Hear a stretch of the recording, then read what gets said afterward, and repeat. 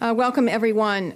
We are excited about the group of people that are in front of you because of the effort it has taken to get us to this point. This is truly bipartisan.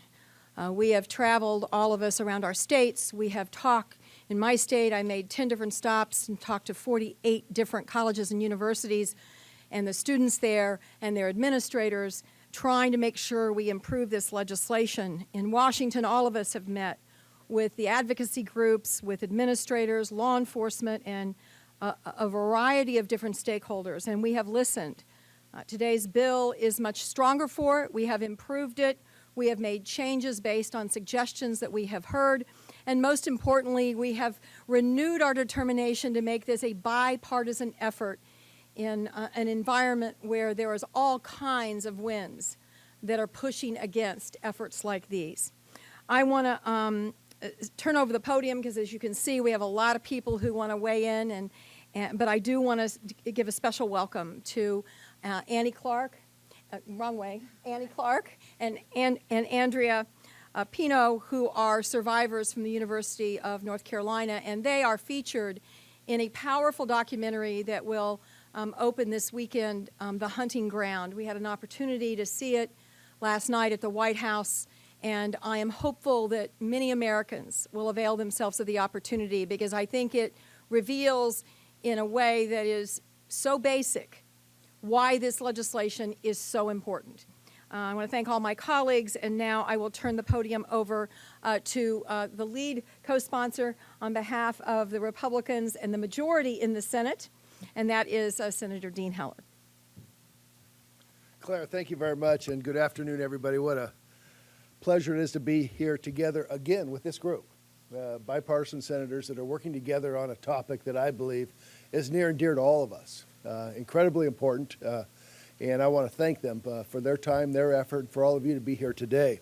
I want to thank Annie and Andrea for their strength, for sharing us their message, for the documentary that will go across this country that I believe will send the right message to the right people, to the right universities, to law enforcement, everybody to know that this is an issue that we all care about and we care about deeply.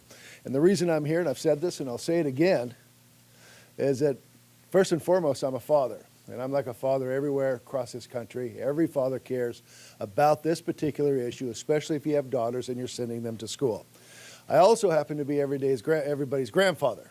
I have a granddaughter, and the key for me in this issue is this is something that she will never have to deal with. Never have to deal with. Not my daughters, not my granddaughters, not your daughters, not your granddaughters. We want to make sure that we can make these campuses a safer place. I met with Senator Alexander, chairman of the Senate Help Committee. Pleased that he is eager to move forward with this piece of legislation, take a look at it, work with us, and it'll take the combined work of all of us to put together this piece of legislation that will protect our students when they go to school. So thank you very much for being here, and it's great to be part of this coalition. Thank you. At this point, I'd like to turn it over to Senator Blumenthal.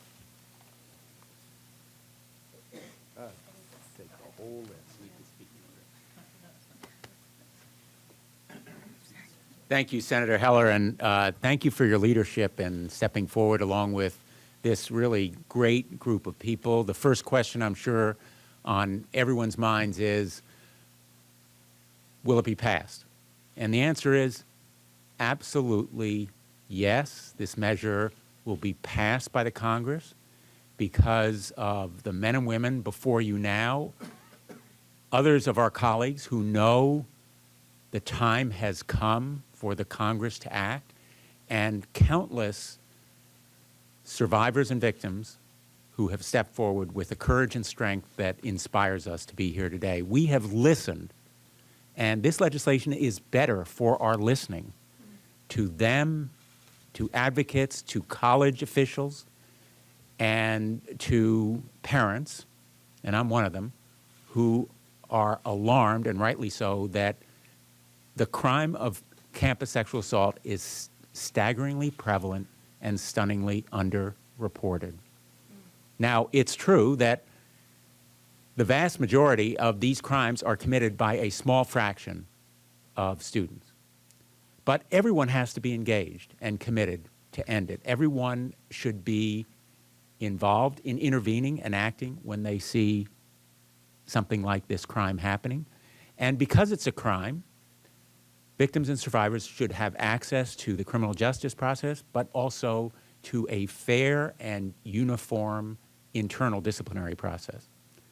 And one of the new sections of this bill provides more training and services with federal funds so that those best practices and training and services for victims and survivors can be provided along with confidential advice and accountability, real accountability through an anonymous survey conducted periodically that will disclose whether or not progress is being made. The goal is a standard of conduct and a culture of safety that ought to be insisted on by every parent when they drop their kids off at school, as I have done, and ought to be the new norm on college campuses. Let me say finally, colleges and universities are beginning to get it. They're taking some steps in the right direction. There have been some reforms, but there is so much work still to be done in assuring the process due to all sides, and most especially to folks whose lives have been torn apart by this heinous crime. I want to introduce someone who has been with us from the beginning, Senator Rubio of Florida. Well, I too am grateful for the opportunity to be a part of this such an important issue. You know, in the 21st century, we're going to ask all of our young people to seek higher education of some form or fashion. It's very difficult to find a good paying job in the new century without skill acquisition. And it's important that as we ask and encourage people to seek higher education, that we also provide them with the safest, most responsible environment possible to learn. And that's what this bill endeavors to do, is to provide the utmost possible in terms of security and safety, but also reliability in the processes if, God forbid, someone encounters this heinous crime and becomes a victim. We want survivors of this process to be able to avail themselves of the processes that exist that protect them and make them confident in coming forward as opposed to keeping it to themselves. And by the way, this is not something we pursue in an adversarial way against institutions of higher learning. In fact, we've engaged the institutions in Florida, our colleges and universities, in this process because we want their input. This doesn't work without them. But I'm glad that we were able to come together at a time when so much of the attention in Washington is about the things we cannot do. I hope that on this important issue that affects all Americans and anyone who has young people that they love who are attending higher education, I hope this stands as an example of what we are able to do. Y brevemente en español lo que quiero decir es que estoy muy agradecido por la oportunidad de ser parte de este esfuerzo. Es un tema de suma importancia en este país. En este nuevo siglo, para poder tener un trabajo mejor, hay que recibir educación avanzada y tenemos una obligación de asegurar que nuestros jóvenes, cuando van a estudiar en universidades y en colegios, van a tener la protección de la ley en contra de este tipo de ataque y contra este tipo de crimen. Así que le agradezco mucho a mis colegas por ser parte de este esfuerzo y pienso que en una era en que todas las noticias sobre las cosas que no podemos lograr aquí en Washington, tenemos la oportunidad de lograr algo positivo para el país y especialmente para nuestros jóvenes. And now let me present my colleague, someone who also is deeply committed to this and has worked with me and worked alongside him on other higher education issues of importance, Mark Warner of Virginia. Gracias, Marco, por su ayuda. Todos estamos en acuerdo. Let me say, first of all, thanks particularly to Senator McCaskill and Senator Gillibrand, Senator Heller, who've kind of brought this group together. 10 senators, 5 Democrats, 5 Republicans. That is a great starting point. We had a lot of other co-sponsors that were together with us last session. This, echoing what Dick Blumenthal said, we're going to get this passed this year.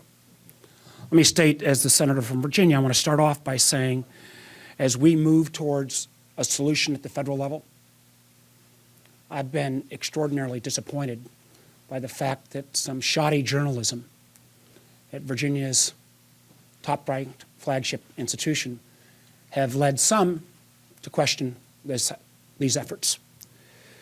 Now, while the discredited Rolling Stone article was unfortunate, it did spark a conversation across all of the Commonwealth.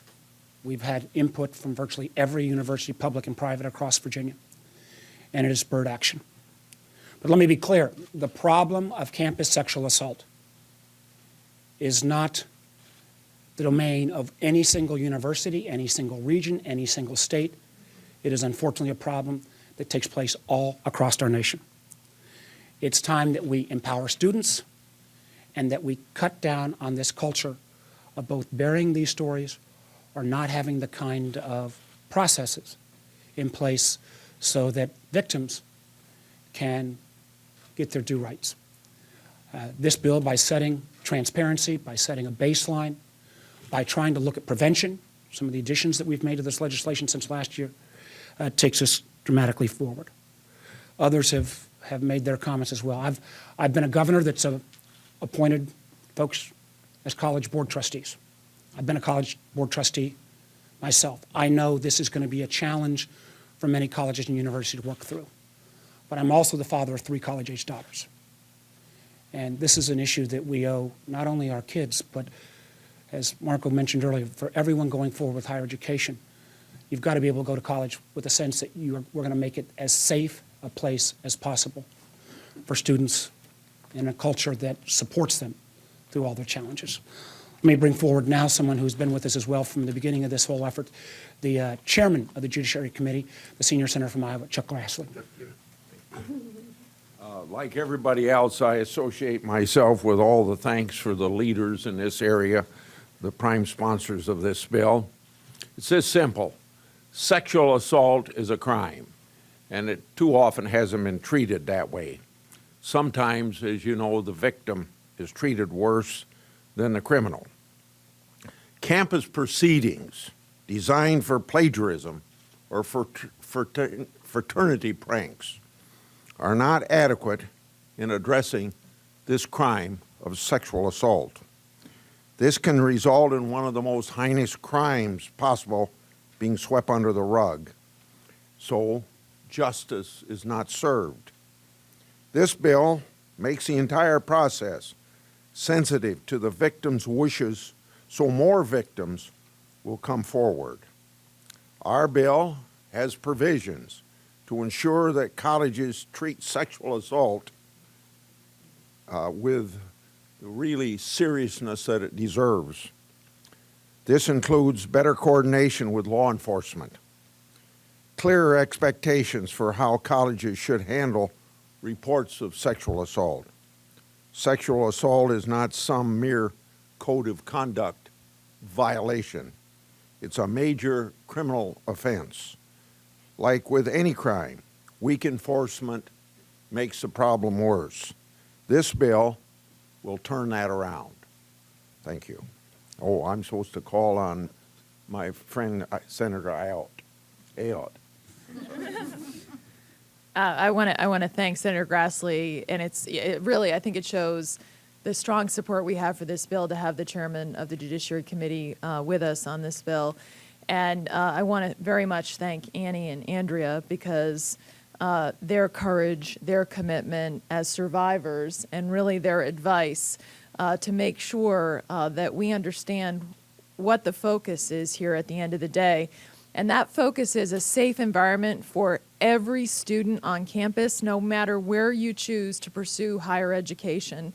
And every victim deserves the support and services and understanding that there's a fair, thorough process on campus, that these crimes are going to be fully investigated, that it doesn't matter what university you go to, what college you go to, that there'll be consistent procedures across our higher education institutions, because right now, unfortunately, there's been a patchwork system out there, and there's been a real inconsistency depending on where you go to school.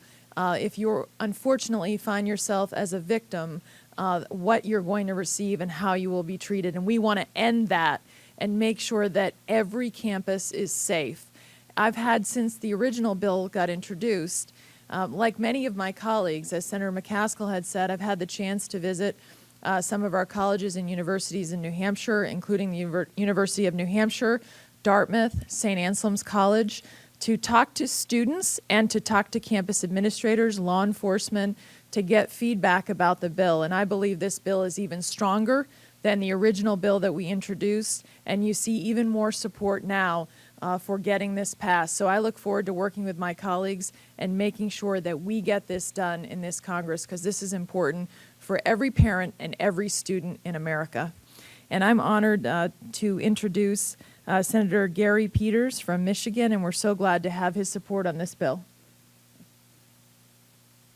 Well, thank you. And first off, I just want to thank Senator McCaskill and Senator Gillibrand for your leadership in this bill and bringing us all together, and the other co-sponsors today. You know, this is a time when most of the stories that are reported out of Congress is the divisions, the partisanship. But here's a prime example where people are coming together from both parties in a very strong way to stand up for an issue that every parent fears. You know, and right now, over 600,000 students in Michigan are going to higher education. And this is very personal to me, as you've heard from some of the other speakers. It's personal because I have a daughter in one of those institutions. My daughter is a college sophomore. I have a high school student who is now looking at colleges, and she will also be there. And as my two daughters go there, as every parent is concerned about their safety when they go there, they want to know that they have a safe, nurturing environment when they're in that institution of higher learning. But it doesn't happen, unfortunately, to too many universities. In fact, just the numbers of thousands of women who have been victimized by this heinous crime, and it has been underreported. And what the statistic that probably is most disturbing to me is that if you look at the actual investigations that have gone on college campuses, and this is something we know impacts every single campus, no matter where you are in the country, and yet over the last 5 years, 40% of institutions have not had one investigation on their campus. How can that be? How can we have institutions that have not had one investigation on their campus when we know this is a crime that occurs in every single campus? So this bill is a step forward to bring victims who often suffer in the shadows and do not know where to turn, that we can bring those victims out of the shadows to know that this country cares and that those universities are standing up for their students. So I'm proud to be a part of it, and I look forward to passing this bill in a broad bipartisan support. It's supported not only in a bipartisan way here in Congress, by parents all across this country. And now I'd like to introduce my colleague in the freshman class and a friend of mine from the House, Senator Shelly Capito. Thank you, Gary. And I want to thank all of you, and I want to thank all my colleagues for allowing the two freshmen to join in what we think is a great effort. I was on this bill when it was in the House 2 years ago. I deeply believe in the improvements that have been made and the way it's been refined. So I do believe, as been said before, we can get this passed and we will get this passed. As we've said, no student should live on a college campus, should live in fear of being attacked. We must say no more. A no more to the sexual assault or the culture of silence that's been alluded to. Current federal law sort of had the perverse effect of encouraging colleges to underreport sexual assaults. And this bipartisan legislation will protect students and professionalize the response and reporting. Again, I'm a mother of a daughter. I have a granddaughter as well. But I also have two sons. And I think by making campus safer for our daughters in making sure that we have a system to report and to deal with the devastating issue of sexual assault, and mostly this is for females, it's going to help the males as well, because a safe campus all across the way is good for both males and females. But I would like to say, earlier this month, our flagship university, West Virginia University, launched an intensive campaign called It's On Us to prevent sexual assault and charge campus culture with taking care of themselves. In other words, buy-in from the students, the faculty, and the surrounding community. Because you can pass all the laws you want, but if the ones that are most deeply affected don't have the buy-in and that campus culture from the students doesn't exist, it makes it just a little bit more overwhelming. When I was in school, I worked at a rape crisis center. I never imagined that with what I saw occurring at that time on my college campus, we would still not have addressed the effects. So today, I'm very pleased to be here. I'm proud to join on this, and I'm very proud to introduce primary sponsor, Senator Gillibrand from New York, my friend, my pitcher. And so anyway, that's the softball team joke. In any event, thank you. Familiar as a house in softball. So Shelly has an excellent arm. She's our third baseman. So it is a real privilege to be here. I want to thank Claire McCaskill for her laser-like focus on this issue. doing the first survey, really focusing her efforts around her state and around the country. I want to thank the others who worked very hard to help draft this bill. Richard Blumenthal and Dean Heller and Chuck Grassley really focused on some of the early drafting that I was very grateful for, along with every senator standing here. Every single person added to this new revised bill to make it stronger. I also want to offer my gratitude to the survivors and the advocates, all who have publicly shared the worst moments of their life so that peers would never have to go through what they've gone through. Some of you will see The Hunting Ground tonight, as Claire mentioned. This is a powerful film. It includes the story of Annie Clark and Andrea Pino. They have founded a not-for-profit called End Rape on Campus. They are going to take this call to action, campus to campus, all across this country, and you will hear their story in that film. I first met Annie and Andrea about a year ago when they knocked on my office door. I didn't have a meeting, but said, we need to see the senator. Sure enough, I sat down with them, and I cannot tell you how inspiring these two young women are. They are so courageous, as are their peers who have been leading this movement. They're inspiring to me. They're inspiring to other young men and women across the country, and this is their movement. These senators standing with me here today listened to their stories and are fighting on their behalf. I am very optimistic. As Senator Blumenthal said, we will pass this bill. Last July, we stood here, outlined our first draft, our path forward to protect students. Despite having a legal obligation to guarantee a safe learning environment, colleges and universities have consistently underplayed and underreported campus sexual violence, fearful that their application numbers will simply go down if these incidents become public. We listened to the survivors who spoke not only of the physical assault they endured, but the second injustice, the second betrayal of trust by schools they love. And so we introduced the Campus Accountability Safety Act to basically flip the incentives so that schools, for the first time, it is in their best interest to actually solve the problem and to do it aggressively. Today, we're bringing the bill forward because the price of a college education should never be the risk of being sexually assaulted. With the additional input that everyone's discussed here today, we think this bill is stronger than ever, and we believe that as it stands today, the reason why schools are failing is they do not take this crime seriously. They do not take it for the violent crime that it is. Schools all across the country will be happy to withhold your diploma if you didn't pay your fees. They'll be happy to kick you out of school if you cheated on a test. But the statistics for students who have violated other students, who have sexually assaulted them and raped them, only 1 in a third is actually expelled for that crime. In other words, 2/3 of students who are found responsible for sexual assault are still on their college campuses. What does it say about these school priorities if some colleges have a tougher justice system for a student cheating on an exam than for someone who has raped another student? The Campus Accountability Safety Act will transform the way colleges and universities deal with this crime. This bill, instead of pretending these crimes don't happen, would make sure schools are held accountable for not reporting the actual crimes, the statistics, accurately and publicly.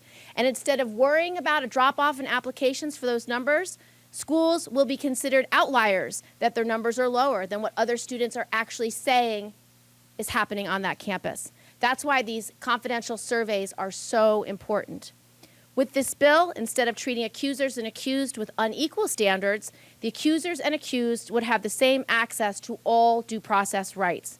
Instead of survivors feeling pressured to report before they are emotionally ready, survivors will now be able to wait until they transfer or graduate before the statute of limitation clock starts ticking.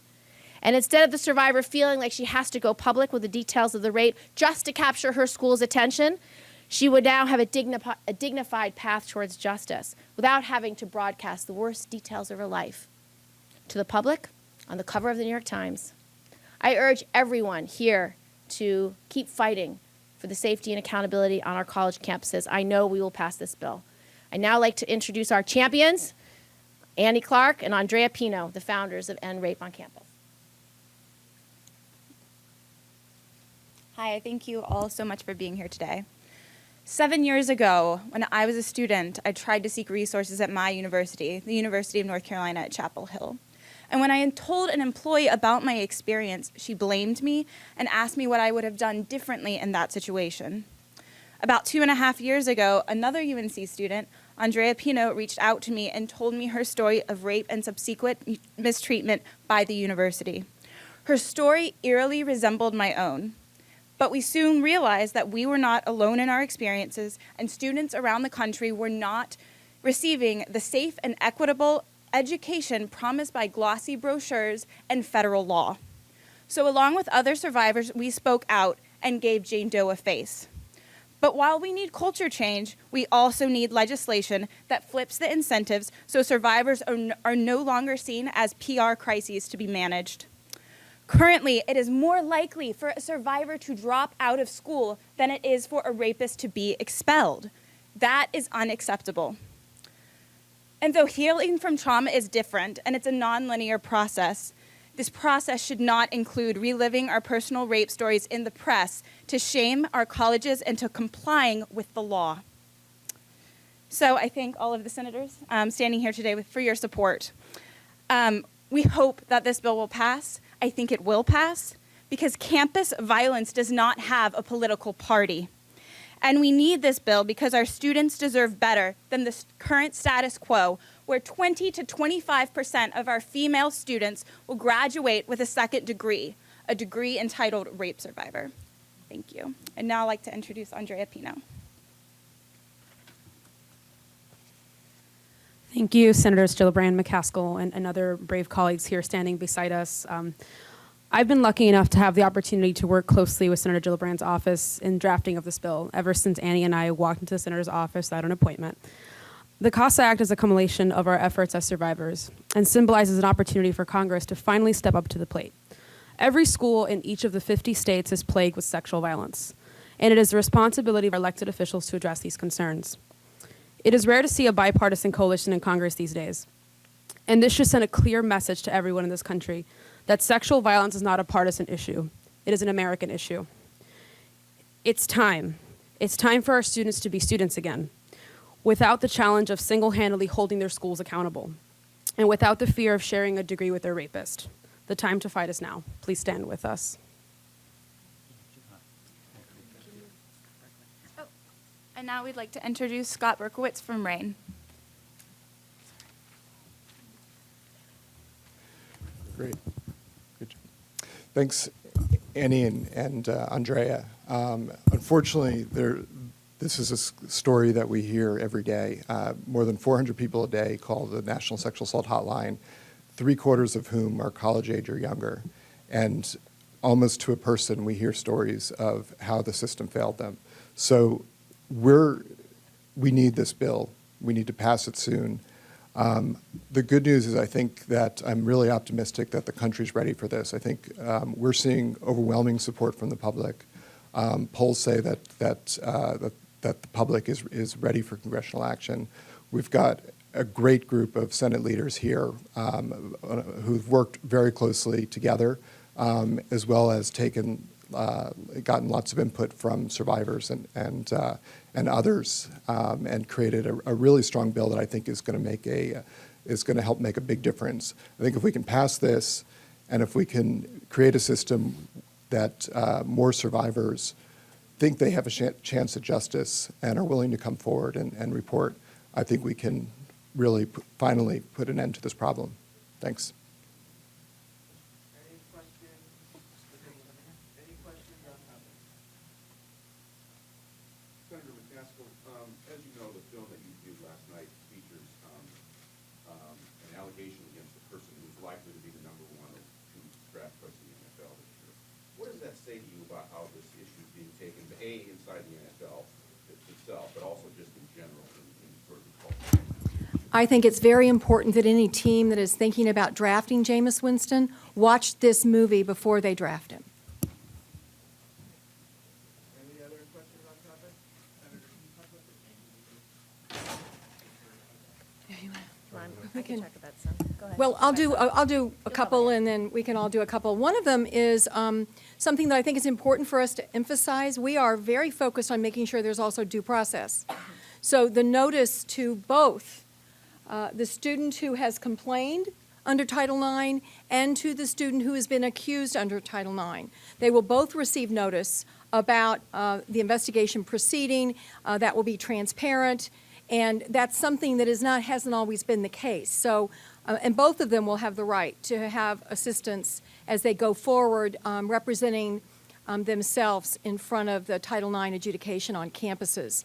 The other thing we've done is, I'll let Kirsten talk about the grant program or Dean, either one, but we have changed where the fine money goes rather than it going back towards enforcement, which could create an incentive for maybe unfair enforcement.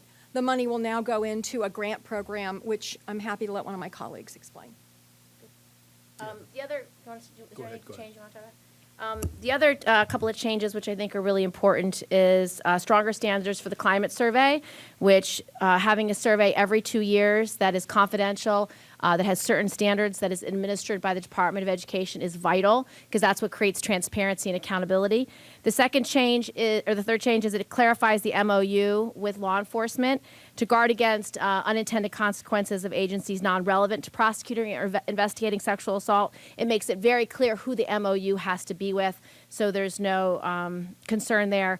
And then the last thing it does is strengthen the role of the confidential advisor to make it very clear who the confidential advisor is, what type of information he or she will be required to provide to anyone, and it broadens the number of university employees who be required to complete the minimum training requirements. So again, the people who are involved in these issues know how to ask the questions, when to ask the questions, and not create the victim blaming that we see so often on these campuses. Yeah, and if I can say something briefly, in my conversation with the senator chairs the HELP committee, Senator Alexander wants to put this through the process, through the questioning and through the whole process that we have here in Washington, D.C., which goes to show us that this may not be the perfect piece of legislation that he may agree to. But I said, with these advocates here and with the bipartisan group that we have here today, we're going to push this piece of legislation, but keep in mind that this has to go through the committee. Senator Alexander is very interested in moving this piece of legislation forward, but at the end of the day, it may look a little bit different than what we have. But we're going to certainly push hard, work hard together as a coalition to make sure that this is the strongest piece of legislation that we can bring before the American people. And we have a list of all the changes, Chuck, and John can get that to you. And I might just add, the changes were the result of more listening. The grant program that has been included has been used in various campuses of our states. Connecticut College, for example, was the model for using the best practices and funding mechanisms, and also services to the victims and survivors. So this is a learning process. We're listening through roundtables that we've had in our states and down here in Washington, and it will be a continuing process. Senator McCaskill, you mentioned earlier sort of the winds of opposition to this, and I'm wondering, early on, as you know, university presidents were among those winds. And as you've done your outreach, all of you senators, have you noticed any changes in their sort of responses over the last 6 or 8 months? I think they have been reassured that we wanted to listen and hear their practical input as to how we can make this bill more workable. I've not met a university president who doesn't agree with this goal, and I've not met one that hasn't acknowledged the mistakes of the past. I really do believe they are fully aware how they have failed the Annies and the Dreas of the world. And I think they are, and if any of them think that the winds of opposition will be enough to slow us down, I think they're sadly mistaken. But I think that's really a critical question, because as I alluded to in my remarks, we should give colleges and universities due credit, because they have been responding, maybe too late, in some cases too little, but they've been listening to us, to survivors, in the roundtables we've held, in other kinds of meetings. There have been changes, and that's a good sign, and also a sign that they'll be supportive. Even in my state, our SUNY system, State University of New York, has already endorsed the provisions of this bill, and that's a state system of 500,000 students. It's the largest in the country. Also, some of the changes we put in were because schools needed to clarify certain things so they knew what to do. So the reason why our MOU is clarified is because they wanted to make sure they knew who the MOU was going to be with. And also, the role of confidential advisor was clarified because they wanted to make sure they had the right person and that that person could actually take this information and keep it confidential, that it could actually have a privilege associated with it. So through these conversations, this bill is a better bill. It's just a stronger, better bill, more refined, more specific, and more collaborative with the survivor community, with the accused community, with the universities, and with law enforcement. So it's a better bill, and it's got a real strength to it.